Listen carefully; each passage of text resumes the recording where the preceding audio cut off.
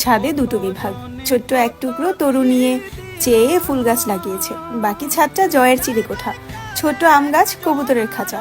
তরু এসেছিল কয়েকবার দেখতে, শরীর ভাঙা, রোদে বসে আছে। তরু বলল, গোসল করবেন না? পানি ভরেছি, পরে করব, থাক। পা মেলে বসে বইয়ে চোখ বুলালো, গিটারটা তুলে নিয়ে গান গাইলো। তো কখনো ঠান্ডা হয়ে পড়ে থাকা চায়ের কাপে চুমুক দিচ্ছে। তরু এসে জিজ্ঞাসা করলো, শরীর খারাপ লাগছে? না, 19 শতকের মেয়ে লোকের মতো ঘরবন্দি জীবন কাটাচ্ছি তো। শরীর আর মন আবার লুঙ্গি ডান্স দেবে নাকি এই অবস্থায়? যা তো, তুই কানের কাছে ঘ্যান ঘ্যান করিস না, মা মেজাজ চটে আছে, যে কোনো কিছুতেই যা।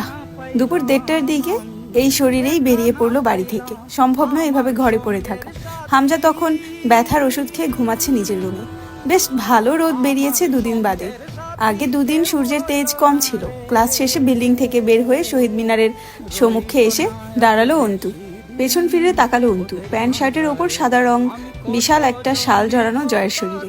উদ্ভট ব্যাপার, সাধারণত পরে লুঙ্গি, তাছাড়া কড়া রোদ বেরিয়েছে, তাতে চাদরের প্রয়োজন নেই। ঘৃণায় চোখ নত করলো অন্তু। জয় সামনে এসে দাঁড়ালো। তোমার নাম কে রেখেছিল? আপনার কাছে প্রয়োজনীয় কোনো টপিক থাকে না, তাই না? অবশ্য যুক্তিযুক্ত বিষয় আপনার সাথে যায়ও না। তুমি শালি চটকনা খাবার, থাপড়ে তোমার মুখের নকশা বদলে দিই, তার আগে প্রশ্নের উত্তর দাও। অন্তু বিরক্তি গিলে চোখ বুঝে বলল, আব্বু রেখেছে, এখন আমি যাই। জয় যেন শুনতে পেল না শেষের কথাটা।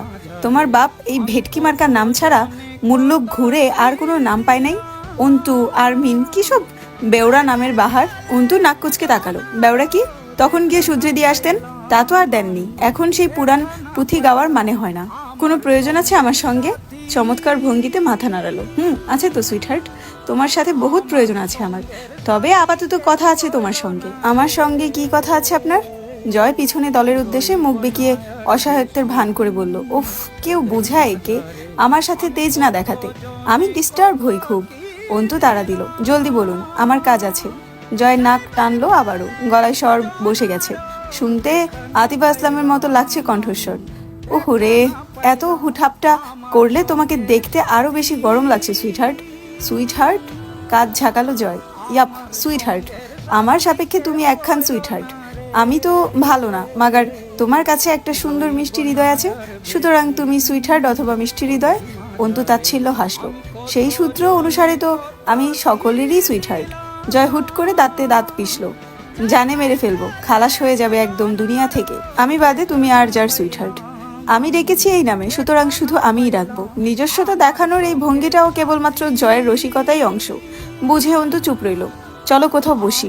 অন্তু হাসলো। আপনার মাথা নষ্ট সিনিয়র। ঘাড় নেড়ে সম্মতি জানায় জয়। ঠুকছো সিস্টার? তা একটু আধটু অবশ্যই।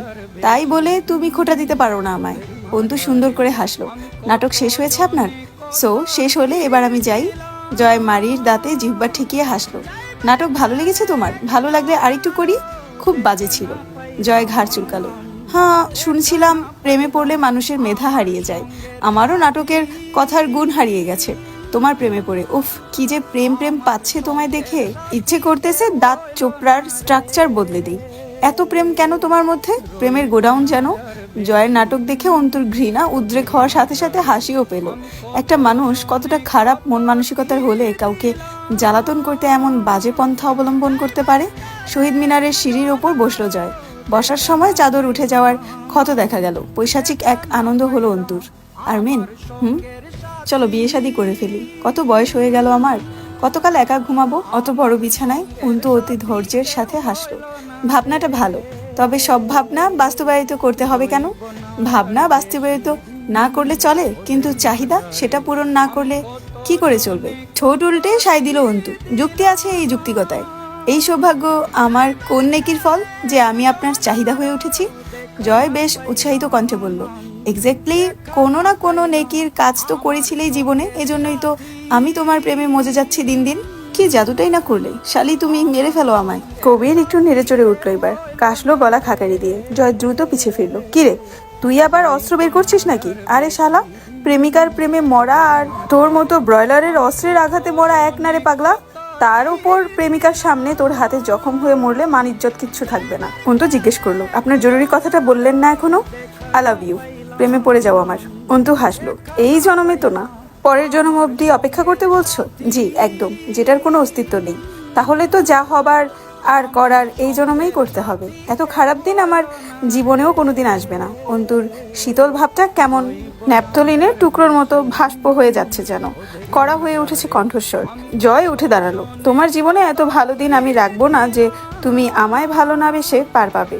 চ্যালেঞ্জ করো না আমায়। আমি সিরিয়াস হয়ে গেলে খুব বাজেভাবে ফেসে যাবে। হ্যালো, আসসালামু আলাইকুম এভরিওয়ান। আমি জান্নাত রহমান। আপনারা আমার কণ্ঠে শুনছেন অবরুদ্ধ নিষিদ্ধ গল্পের 20তম পর্ব, যেটা লেখিকা হচ্ছে তেজস্মিতা মর্তুজা। আমার কণ্ঠে যদি গল্পটা আপনাদের ভালো লেগে থাকে অবশ্যই শেয়ার করে দিবেন এবং ফলো দিয়ে পাশে থাকবেন, যাতে করে নেক্সট পর্ব সবার আগে আপনাদের কাছে পৌঁছায়। আচ্ছা, আমার লিসেনারদের উদ্দেশ্যে বলি, 2টা করে পর্ব দেওয়ার কথা ছিল, কিন্তু যেদিন আমি ফ্রি থাকবো সেই দিন দিব।